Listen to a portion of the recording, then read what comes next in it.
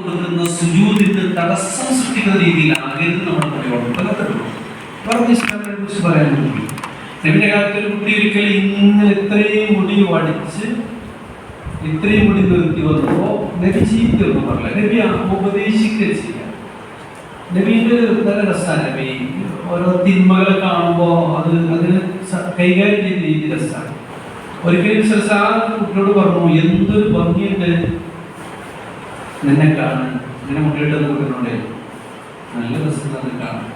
പക്ഷെ ഇത് ഇവിടെ ഉള്ളത് കൂടെ പഠിച്ചു കളയാണെങ്കിൽ ഒന്നുകൂടി സൂപ്പറാകുന്നു. അപ്പം തന്നെ പോയി അത് പഠിക്കാം. വേറൊരു കുട്ടി നിസ്കരിക്കാൻ വേണ്ടിയിട്ട് റുക്കൂവിൽ പോയി, നിസ്കാരം തുടങ്ങിയിട്ട് റുക്കൂവിൽ പോയ സമയത്ത് വേറൊരു കുട്ടി പള്ളിയിൽ കയറി വരുമ്പോൾ റുക്കൂവിലാണ് എല്ലാവരും കണ്ടപ്പോൾ അപ്പം തന്നെ റുക്കൂ പോയി കണ്ടതേ വരിക, കുമ്പിട്ടനാട് വരികയാണ്, കുഞ്ഞു വരിക സ്വത്തിൽ. നിസ്കാരത്തിന് ശേഷം ഒരു സ്വഹാബി കുട്ടിക്കെതിരെ പരാതിയാണ്. അപ്പൊ നിസ്കരിക്കാൻ വേണ്ടി വന്നത് ഇങ്ങനെ കുഞ്ഞോട് വന്നത് നിന്നതാണ്. അവരനുസരിച്ച കുട്ടി വിളിച്ചിട്ട് പറഞ്ഞു, നമസ്കരിക്കുവാനുള്ള മോനെ ഇതിന്റെ ആവേശം അൽഹംദുലില്ലാ വളരെ നല്ലതാണ്. ധൃതിയിൽ ഓടി പ്രയാസപ്പെട്ട് വരുന്നു വേണ്ട, സാവകാശം നടന്നതിൽ കിട്ടുന്നതിൽ ചേരുക, നഷ്ടപ്പെട്ടത് പിന്നെ പൂർത്തീകരിച്ച് മതിക്കും. നമ്മളതിൻ്റെ ഇടയ്ക്ക് ആദ്യം അടി പിന്നെ ചീത്ത ഒക്കെ കൊടുത്തിട്ട് വെറുപ്പിച്ചതിന് ശേഷം ഇനിയിപ്പോൾ എന്താ കാട്ടുക, ഒരു ഐസ്ക്രീം വാങ്ങി കൊടുക്കുന്നുണ്ട് പറഞ്ഞോക്കാം, വമ്പ നഷ്ടല്ലേ. ആ ഐസ്ക്രീം ഒക്കെ പറഞ്ഞ് വാങ്ങി കൊടുക്കുകയാണെങ്കിൽ അങ്ങനെയൊക്കെ പറയും, നല്ല വില കൂടിയ ഐസ്ക്രീം പേര് പറയുന്നില്ല, അതൊക്കെ വാങ്ങിക്കണം. നമ്മൾ ആദ്യം തന്നെ ശിക്ഷയാണ് കൊടുക്കുക, അങ്ങനെയല്ല. നബിയുടെ രീതി എങ്ങനെയാണ്. അതുപോലെ തന്നെ നഖം വളർത്തുന്ന അവസ്ഥ ഉണ്ട്. നഖം വളർത്തുക എന്ന് പറഞ്ഞാൽ അത് എന്തെങ്കിലും ഒരു ഉപകാരത്തിന് വേണ്ടിയിട്ടാണെങ്കിൽ നഖം വളർത്താം. ഇസ്ലാം അതിനെ അനുവദിക്കുന്നുണ്ട്. ചില ടൈലർമാർക്കൊക്കെ നഖം വേണ്ടിയില്ല. അവരിങ്ങനെ പിന്നെ തുണിയൊക്കെ മടക്കി അടിക്കുമ്പോൾ ഒന്നിങ്ങനെ ചെയ്യാറുണ്ട്. നഖം ആവശ്യത്തിന് വളർത്താം, അനാവശ്യമാണെങ്കിൽ അതൊക്കെ എന്ത് ചെയ്യണം, വെട്ടിക്കളയാം. വൃത്തിയുടെ ഭാഗമാണത്. നമ്മുടെ ശരീരത്തെ അള്ളാഹുവിന്റെ സൃഷ്ടിപ്പിൽ തന്നെ അള്ളാഹു സ്വന്തം ശരീരത്തിന്റെ പല അവയവങ്ങളെയും എന്ത് ചെയ്യുന്നത്, പ്രൊട്ടക്ട് ചെയ്യുന്നുണ്ട് അല്ലെ. രോഗാണുക്കളിൽ നിന്ന് പ്രൊട്ടക്ട് ചെയ്യുന്നുണ്ട്. മൂക്കിൽ വരുന്ന രോഗം ഇല്ലേ, ചെവിയിൽ വരുന്ന രോഗങ്ങൾ, ചെവിക്കുള്ളിലെ ചെവിക്കായം ഇല്ലേ, കണ്ണിന്റെ രണ്ട് പിരികൾ, എന്താ പറയുക, പീലികൾ ഇല്ലേ, അങ്ങനെയെല്ലാം.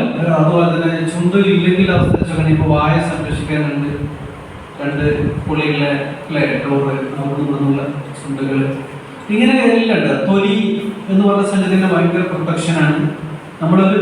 ഒരാള് 60 കൊല്ലമൊക്കെ ജീവിച്ച് മരിക്കുമ്പോൾ ഈ തേച്ചരച്ച് കുളിച്ച് ഒഴിവാക്കുന്നതിന് എത്രയോ കിലോ ഉണ്ടാവും അത്രേ. അങ്ങനെ ശരീരത്തിൽ വരച്ച് കളയുന്ന വേസ്റ്റ് പോയി ലാസ്റ്റ് വല്യമാരൊക്കെ തൊടാൻ കണ്ടില്ല, ഇങ്ങനെ അല്ലേ, തൊടാൻ തന്നെ പേടിയെടുക്കണം. ഞരമ്പ് ശരിക്കും കാണില്ലേ. അപ്പൊ കുറേ കാര്യങ്ങൾ അങ്ങനെയൊക്കെ വരും. അപ്പൊ നഖം വളർത്തുന്നോടത്ത് സൂക്ഷ്മതയാണ് വേണ്ടത്. മുടി വളർത്തിയാൽ എന്ത് ചെയ്യണം, വെട്ടി ശരിയാക്കണം. മീശ അതുപോലെ തന്നെ വെട്ടി ചെറുതാക്കലാണ് നല്ലത്. വടിക്കണമെങ്കിൽ വടിച്ചു കളയാം. താടി ഒരു പിടി വരെയൊക്കെ ആവണം.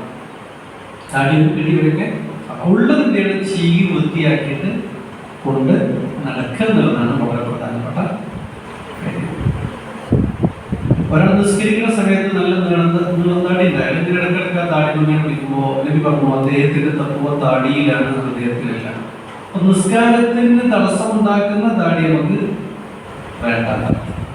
മീശ വളർന്നു വലുതായി ചുണ്ട് കാണാതായി. പിന്നെ മുന്തിരി ജ്യൂസ് കുടിക്കുമ്പോ നബിന്റെ കാലത്ത് ആളുകൾ ജ്യൂസിന്റെ അരിപ്പായിട്ട് ഇത് ഉപയോഗിച്ച് അത് കുടിച്ചു കഴിയുക. ഇവിടെ ഒക്കെ ഈ ചേർക്കാൻ തുടങ്ങിയപ്പോ നബി പറഞ്ഞതാണല്ലോ, മീശ ഞാൻ ചേർത്ത് മീശ ചെയ്യാൻ ശ്രദ്ധ.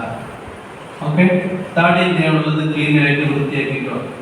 ഇത് കറുപ്പിക്കാൻ പറ്റുന്നത് കുട്ടികൾ ചെയ്യിക്കൂല, വെളുക്കട്ടെ പറയും.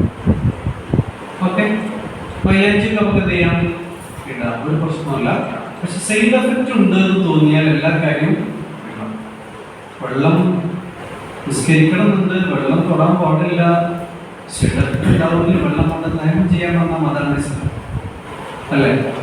അതുകൊണ്ട് എല്ലാ കാര്യത്തിലും കുറെ ചോദ്യങ്ങൾ ചോദിക്കുന്നത് അപ്പുറം ഇതിങ്ങനെയൊക്കെ പറ്റില്ല, എന്താ കാര്യം നോക്കുക.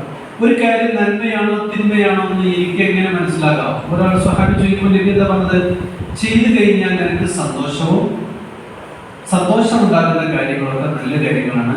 ചെയ്തു കഴിഞ്ഞാൽ അത് പറയേണ്ടിയിരുന്നില്ല, അങ്ങനെ നോക്കേണ്ടിയിരുന്നില്ല, അങ്ങനെ ആകേണ്ടിയിരുന്നില്ല. അങ്ങനെ ഒരു വിഷമം ഉണ്ടാക്കുന്നുവെങ്കിൽ അതൊക്കെ തെറ്റാന്ന് മനസ്സിലാക്കിയാൽ മതി. എന്താ പറഞ്ഞത്?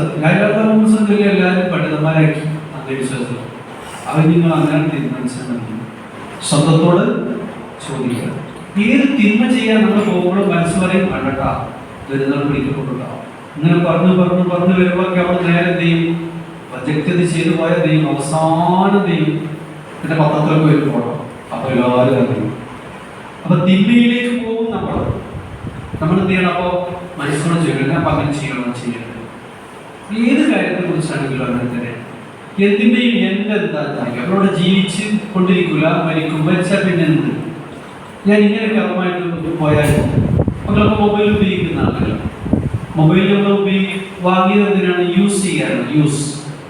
യൂസിങ്, മിസ്യൂസിങ് എന്നാണ്. യൂസ് ചെയ്യണം, പക്ഷെ മിസ്യൂസ് ചെയ്യാൻ പാടില്ല. തീരെ ഉപയോഗിക്കുന്ന വാങ്ങേണ്ട ആവശ്യമില്ല. അപ്പൊ നമ്മൾ എന്ത് ചെയ്യണം? നമുക്ക് ഉപയോഗിക്കണം. അവിടെ നമ്മുടെ ജീവിതം വഴികളിലാവാതെയൊക്കെ അവരുടെ ഹരിക്കുന്നുണ്ട്. കൊച്ചിയിലെ മരടിലെ ഫ്ലാറ്റിലെ തകർന്ന്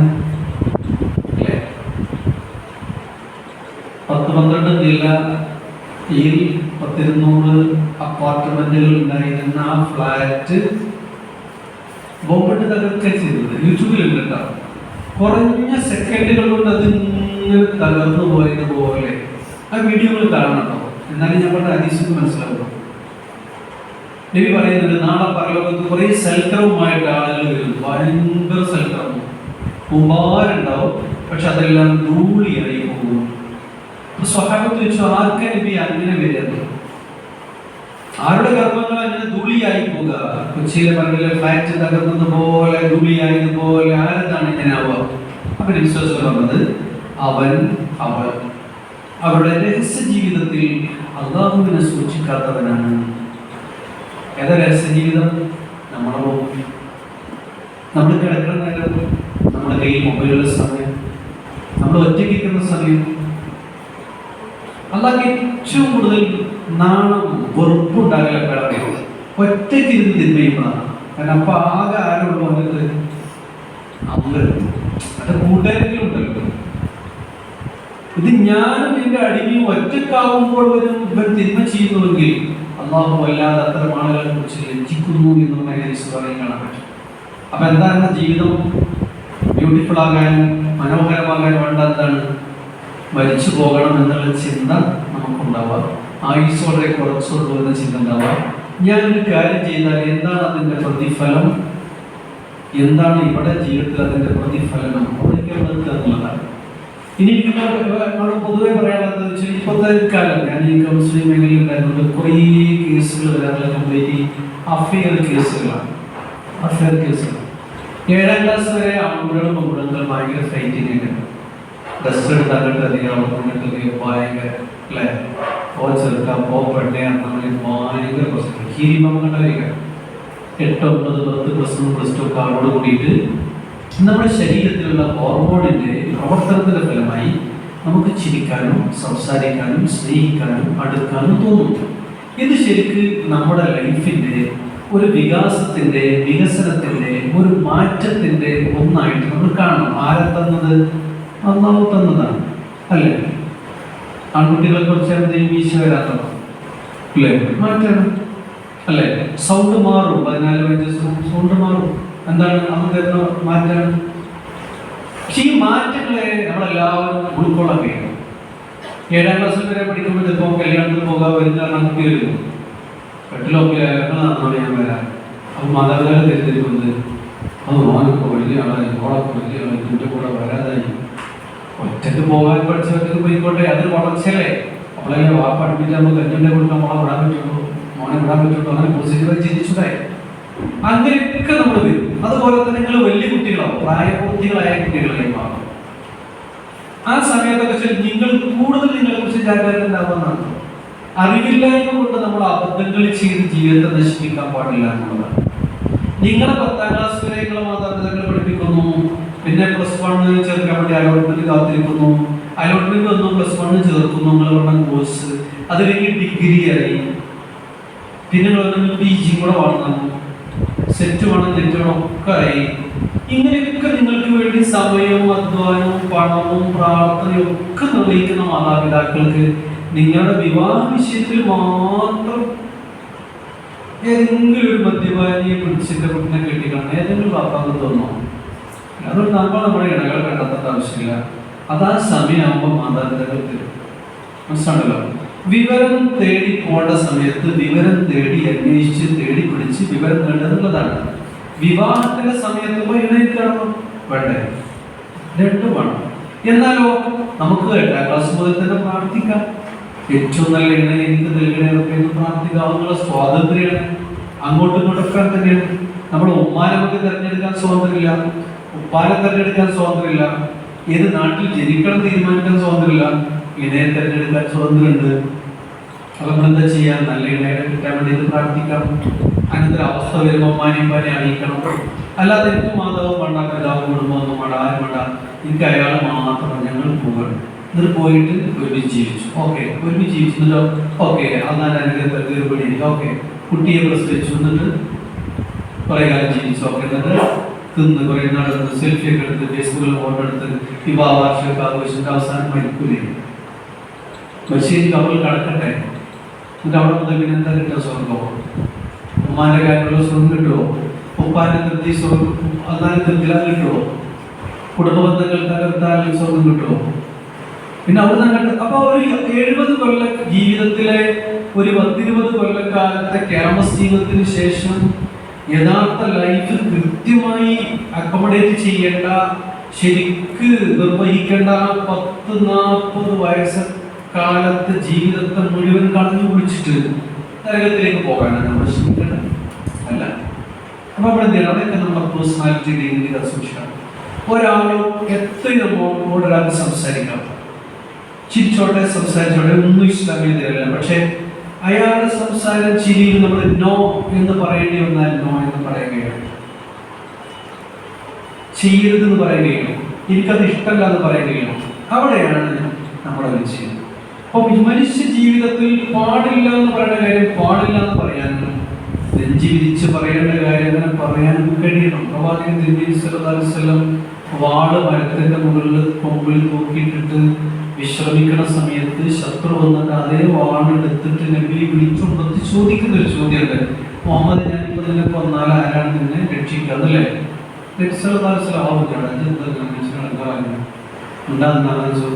ആകെ വേദന പറഞ്ഞൂടാ. നബി എന്താ പറഞ്ഞത്? അപ്പൊ ആ പറയുന്ന സമയത്ത് അല്ലാഹു എന്ന് പറഞ്ഞു എന്നുള്ളതാണ്. അല്ലാഹു എന്ന് പറഞ്ഞതോട് കൂടിയിട്ട് എന്ത് ചെയ്തു? അയാളുടെ കയ്യിൽ നിന്ന് വാള് വീണു എന്നാണ്. കരാട്ടൊക്കെ പഠിക്കാൻ പോയ കാലഘട്ടത്തില് ഒരാൾ കത്തിയെടുത്ത് കുത്താൻ വന്നാൽ ഇങ്ങനെ ബ്ലോക്ക് ചെയ്തിട്ട് ഇവിടെ ഒരു മർമ്മമുണ്ട്. ഇവിടെ ഇങ്ങനെ അമർത്തി പിടിച്ചാൽ വീഴുന്ന നബി അങ്ങനെ ചെയ്തത്. ഇപ്പൊ ഒരാൾ കത്തിക്കൊണ്ട് വന്നാൽ തന്നെ നമ്മൾ നേരെ ഇവിടെ പ്രസ് ചെയ്താൽ മതി. നമ്മുടെ കയ്യിൽ എന്ത് ചെയ്യും? മുറുക്കി പിടിച്ച കയ്യിൽ നിന്ന് അഴിഞ്ഞു പോകും. എനിക്ക് ഈ മർമ്മൊന്നും അറിയില്ലേ, എല്ലാ മർമ്മങ്ങളും അറിയില്ലേ. പക്ഷെ നബി അല്ലാഹു എന്ന് പറഞ്ഞോട് കൂടി അയാൾ കയ്യിൽ വാടുന്നതാണ്. എന്തൊക്കെയാണ് മനസ്സിലായി? അല്ലാഹു സുബ്ഹാനഹു വ തആലയോട് അത്രയും ബന്ധമുണ്ടെങ്കിൽ അത് കരുത്ത്, ഒരു പ്രൊട്ടക്ഷനായി, സംരക്ഷകനായി അത് നമ്മുടെ കൂടെ ഉണ്ടായാൽ അങ്ങനെയാണ്. കർണാടകയിലെ ഒരു പെൺകുട്ടി കൊൽക്കട്ട വന്നപ്പോൾ RSS കുട്ടീനെ വളഞ്ഞപ്പോൾ ആ കുട്ടി എന്താ പറഞ്ഞു? എല്ലാ മുസ്ലിംകളും കൂടി വരുന്നോ? ഇല്ല. എന്താ കുട്ടി പറഞ്ഞത്? അല്ലാഹു അക്ബർ ലാ ഇലാഹ ഇല്ലല്ലാഹ് എന്ന് പറഞ്ഞു. ആ വന്ന സംഗീതം ഉള്ളിലേക്ക് പോയെന്നെ ഇല്ല. ഒരു അഹ്സാബ് യുദ്ധത്തിന്റെ ഒരു പ്രതീതി എനിക്കാണ് വായിച്ചപ്പോൾ തോന്നി. ഞാൻ പിന്നെ എന്താ വെച്ചാൽ മുന്നബിയിലെ പറഞ്ഞു ചെയ്തു. അഹ്സാബ് യുദ്ധം നടന്നിട്ടില്ലല്ലോ. ഖന്തഖ് യുദ്ധത്തിന് കിഴങ്ങൊക്കെ കുഴിച്ച് നബി കൂട്ടിൽ പുറത്ത് പോലെ പുറത്ത് കൃത്യമായ പ്രാർത്ഥന മാത്രം നടന്നത്. അവിടെ നല്ല കാറ്റടിച്ചിട്ട് അടുപ്പിലെ തീയൊക്കെ ആളി കത്തി, ചെണ്ടുകളെല്ലാം കത്തിക്കരിഞ്ഞ് എല്ലാവരും മകളിൽ ചൂട് ചെയ്തത്. വളരെ സംരക്ഷണം നമുക്ക് ഉണ്ടാവും. അയാൾക്ക് അത്രത്തോളം ഈമാനും തത്വയും ഉണ്ടെങ്കിൽ ഉണ്ടാവുന്നതാണ്. അതിലേക്ക് എത്തും വേണം. Students Islamic organisation, girls Islamic organisation, അവർക്ക് അവിടെ എത്തണ്ടേ. ഇസ്ലാമിക് ഒഴിവാക്കിയിട്ട് വേറെ രക്ഷയില്ല. ഞാൻ ഇന്ത്യൻ ക്യാമ്പിൽ പങ്കെടുത്തപ്പോൾ അവിടുത്തെ ജിയോക്കാർ പറഞ്ഞു നമ്മൾ ഇസ്ലാമിക് ഉണ്ടായതുകൊണ്ടാണ് കുറെ കുട്ടികൾ വരാത്തത്, ഇസ്ലാമിനാണ് ഒഴിവാക്കടി കുറെ കുട്ടികൾ. ഞാൻ പറഞ്ഞു നമ്മൾ ഇസ്ലാം ഒഴിവാക്കിയിട്ട് കുറെ ആൾക്കെടുക്കേണ്ട കാര്യം വല്ല കാര്യമുണ്ടോ? ഒരു കാര്യമില്ല. നിങ്ങൾ ഖുർആൻ പഠിക്കുന്ന ഹദീസ് പഠിക്കുന്ന കുട്ടികളായിട്ട് മാറണം. അന്ന് ഓരോ രംഗത്ത് എന്ത് പറഞ്ഞു, റസൂൽ എന്ത് പറഞ്ഞു, അത് നമ്മൾ എന്ത് ചെയ്യണം, ജീവിതത്തിൽ പകർത്താം. ഈ താർത്താരികളുമായി ബന്ധപ്പെട്ട ആ ഒരു വിഷയത്തിലൊക്കെ പഠിക്കുകയാണെങ്കിൽ മഹാ അത്ഭുതമാണ്. ചെറുപ്പക്കാരായ ആളുകൾ മുഴുവൻ പിടിച്ചു കൊണ്ടുവന്ന് ബന്ദികളായി കൊണ്ടുവന്ന് വിൽക്കാൻ വെക്കണം. ആ ചെറുപ്പക്കാരെ മുഴുവൻ സ്വാലിഹി അയ്യൂബി എന്ന് പറയുന്ന വലിയ പണ്ഡിതന് പൈസ വന്നു. ഒരു കൊല്ലം ശരി ഖുർആൻ ഹദീസ് കൃത്യമായിട്ട് പഠിപ്പിച്ചു. നമ്മൾ ആരാണ്, നമ്മുടെ ഉത്തരവാദിത്വം എന്താണ്, നമ്മൾ ഇതിലേക്ക് ജീവിച്ചാൽ നമുക്ക് അത് തരുന്ന പവർ എന്താന്ന് കാണിച്ചു കൊടുക്കാൻ വേണ്ടി പിറ്റത്തെ കൊല്ലം യുദ്ധത്തിന് ഇറക്കിയിട്ട് താർത്താരികളെ കൊണ്ട് വിളിച്ചു. നമ്മൾ വിജയിച്ചു. അലെല്ലാന്ന് പറയുന്നുണ്ട് ഒരു വാക്ക്. അലെല്ലാന്ന് പറയണത്, എനിക്ക് റബ്ബിനോട് സംസാരിക്കണം എന്ന് തോന്നുമ്പോ ഞാൻ നിസ്കരിക്കും. നോക്കാണികളെ, എനിക്കെന്റെ റബ്ബിനോട് സംസാരിക്കാൻ തോന്നുന്നു, ഞാൻ നിസ്കരിക്കും. അള്ളാന്റെ സംസാരം കേട്ടിരിക്കാൻ തോന്നുമ്പോ ഞാൻ ഖുർആനാണ് തോന്നുന്നു. ഇതല്ലാതെ നിങ്ങളുടെ ജീവിതത്തിൽ ഇന്ന് എന്താണ് നിങ്ങളുടെ ജീവിതത്തിൽ പ്രൊട്ടക്ഷൻ ഈ കാലത്ത് നൽകാനുള്ളത്, സുരക്ഷ നൽകാനുള്ളത്? നിങ്ങൾക്ക് ധൈര്യം സ്ഥൈര്യം എവിടെ നിന്ന് കിട്ടാനുള്ള ആലോചിച്ചോ? ഈ ഖുർആൻ തന്നെയാണ് കിട്ടുക. ആ ധൈര്യം നമുക്ക് ഉണ്ടാവണം. നീ ആരാന്ന് ചോദിച്ചാൽ ഞാൻ മുസൽമാൻ എന്ന് പറയാൻ കഴിയണം. ഒരിക്കൽ സൽമാൻ ഫാരിസി നടന്നു പോകുമ്പോൾ ശത്രുവായ മനുഷ്യനാണ് വാള് കയ്യിലും അയാൾ വാള് അവിടെ നീ ആരാന്ന് ചോദിച്ചു. മുസൽമാൻ ഫാരിസി പറഞ്ഞോടെ ഞാൻ പേർച്ചിന്ന് പറഞ്ഞാണ്, നമ്മുടെ മൊലാന്റെ തോട്ടത്തിൽ പണിയെടുക്കുന്ന ആളാണ്. എന്ത് നമുക്ക് ചോദിച്ചാൽ പോലെ അദ്ദേഹം അതൊന്നും പറഞ്ഞില്ല. അദ്ദേഹം പറഞ്ഞു ആന ഇബിനുൽ ഇസ്ലാം, ഞാൻ ഇസ്ലാമിന്റെ മോനാണ്, നിങ്ങൾക്ക് എന്താ വേണ്ടത് ചോദിച്ചു. ശത്രുടൻ തന്നെ വേണ്ടെന്നിട്ട് ഒന്നും പറഞ്ഞില്ല. അത്രയും നമ്മുടെ ഉള്ളിൽ എന്താണ്, ഈ ക്യാമ്പൊക്കെ കഴിഞ്ഞ് വരുമ്പോഴത്തിനുള്ളിൽ അത്രയും ഇസ്ലാം നല്ല കാമ്പായി കാന്തനായി നമ്മുടെ ഹൃദയത്തിൽ ഉണ്ടാകുമ്പോൾ കരുത്ത് ഉണ്ടാവും. പിന്നെ നമ്മൾ എന്തൊരു കാര്യം ചെയ്യുമ്പോഴും അത് ഓഞ്ഞാൽ പിന്നെ അങ്ങനെ പറഞ്ഞാൽ ഓനെന്താ വിചാരിക്കാം, ഓണെന്താ വിചാരിക്കാം, അങ്ങനെ ചിന്തിച്ച് നമുക്ക് മാറാനേ കഴിയില്ല. ഇമ്പോസിബിൾ എന്നൊരു പദല്ലേ? ഇമ്പോസിബിൾ എന്ന് പറഞ്ഞാൽ ഒരിക്കലും നടക്കാത്തതാണ് അല്ലേ? ഇമ്പോസിബിളിനെ പോസിറ്റീവായി എങ്ങനെ പറയാം? I M possible. എന്താ അർത്ഥം? എനിക്ക് എല്ലാത്തിനും സാധ്യമാണ്. അതായിരിക്കും വിശ്വാസിയാവുന്ന മുദ്രാവാക്യം എന്ന് പറയുന്നത്. ഞാൻ അങ്ങനെ പറഞ്ഞാൽ എന്താ ചെയ്യുക, ഇങ്ങനെ ചെയ്താൽ അങ്ങനെ ഒന്നിനെ ബേജാറാവേണ്ട ആവശ്യമൊന്നും ഇല്ല. എപ്പോഴും അമ്മ നമ്മളൊപ്പം ഉണ്ടാവുന്ന വിശ്വാസം. നിങ്ങൾ ഒരു ഹദീസിൽ കാണുന്ന റബ്ബുമായി നിങ്ങൾ ഒരു ചാണെടുത്താൽ, ഒരു ചാണൻ എത്രയല്ലേ, ഒരു ചാണെടുത്താൽ ഞാൻ നിങ്ങൾ ഒരു മുഴം എടുക്കാം. എത്ര നോക്കുക, ഡബിളിന്റെ അപ്പുറം. നിങ്ങൾ ഇതിലേക്ക് നടന്നു വരികയാണെങ്കിൽ ഞാൻ ഓടി വരാം. അള്ളാഹ് ഇങ്ങനെ പറഞ്ഞോളെ, നിങ്ങൾ ഓടി വരികയാണെങ്കിൽ ഞാൻ നടന്നു വരാം. നിങ്ങളൊരു മുഴക്കൾ വരികയാണെങ്കിൽ ഞാനൊരു ചാണകം ഇങ്ങോട്ട് വരാം പറയാലോ. പക്ഷെ അള്ളാഹ് അങ്ങനെയില്ല. നമ്മളൊന്ന് നന്നാകണം, മാറണം എന്ന് വിചാരിച്ചാൽ ഖുർആൻ ഹദീസൊക്കെ പഠിച്ച് നിത്യജീവിതത്തിൽ ഇസ്ലാമിക കൽപ്പനകൾ പാലിക്കുകയാണെങ്കിൽ വലിയ മാറ്റം നമ്മളിൽ ഉണ്ടാവും എന്നുള്ളതാണ്. ഖുർആൻ എന്ന് പറഞ്ഞാൽ എല്ലാ മനുഷ്യർക്കും ഉത്ബോധനമാണ്. ഞാൻ ഇങ്ങനൊന്നും ആയ പോരാ, എനിക്കൊന്ന് നന്നാവണം, എനിക്കൊന്ന് ഉഷാറാവണം, എൻ്റെ ഇന്ന മേഖലകളൊന്ന് ശരിപ്പെടുത്തേണ്ടതുണ്ട്, എൻ്റെ സ്വഭാവം ശരിയാവുന്നുണ്ട് എന്ന് വിചാരിച്ച് ഖുർആൻ തോന്നുന്ന ഒരാൾക്ക്, പഠിക്കുന്ന ഒരാൾ ഖുർആൻ ദൈവം മാറ്റും. പിന്നെ അതിൽ ഖുർആൻ എഴുതിയില്ല തിരിയ അപ്പോൾ ഏറ്റവും ചൊവ്വായിരിക്കും. പക്ഷെ എന്താണ്, നിങ്ങളുടെ നിലവിലെ നിലപാടുകൾ തെറ്റാണെങ്കിൽ മാറ്റണം, ശരിയാണെങ്കിൽ അതിലൂടെ സ്നേഹിക്കുകയും വേണം. ഇന്ത്യയുടെ പൊളിക്കാതെ കിടക്കുന്ന പാർലമെന്റിന്റെ മകുടത്തിൽ എഴുതി വെച്ചൊരു വാക്കാണ് എന്ത്? ഇന്നല്ലാഹ ലാ യുഗയ്യിറു മാ ബി ഇന്നല്ലാഹ ലാ യുഗയ്യിറു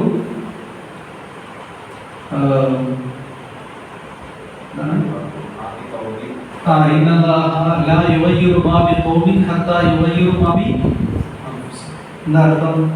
നിങ്ങൾ നിങ്ങളുടെ നിലപാടുകൾ മാറ്റാത്തിടത്തോളം കാലം അള്ളാഹു നിങ്ങളെയും മാറ്റുകയില്ല.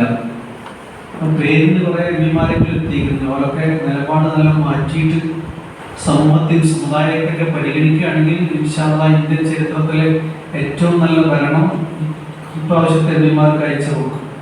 അവരും ഭൗതികതയുടെ പിന്നാലെ പോകുകയാണെങ്കിലോ ഭരണം കൊണ്ട് ഖുർആൻ എന്നൊക്കെ പറഞ്ഞ സുഹൃത്ത് 26-ാമത്തെ ആയത്ത് പറഞ്ഞല്ലോ, അധികാരം കൊണ്ട് നിന്ദരായവരൊക്കെ ഉൾപ്പെടും. ചില ആളുകൾ പ്രതാപരന്മാരാവുകയും ചെയ്യും. ഭേദാവ് എന്ന് പറയാൻ പറ്റില്ല. അപ്പോൾ എന്ത് ചെയ്യണം? ഇസ്ലാം മുസ്ലിങ്ങളാണ് നമ്മൾ എന്തുകൊണ്ട് ആ ഇസ്സത്തോടു കൂടി നമുക്ക് ജീവിച്ച് മുന്നോട്ട് പോകാൻ കഴിയണം. ഇതൊക്കെയാണ് ഈ സന്ദർഭത്തിൽ നിങ്ങളെ മുഖം നോക്കിയപ്പോഴേ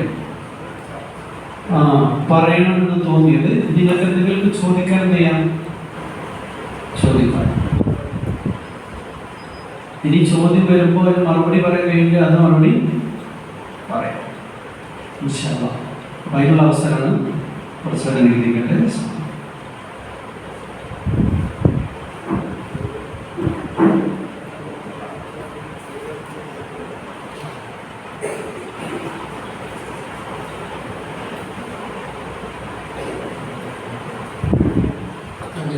നമ്മുടെ ക്ലാസ്സിൽ അഭിപ്രായങ്ങൾ പറയുന്നത്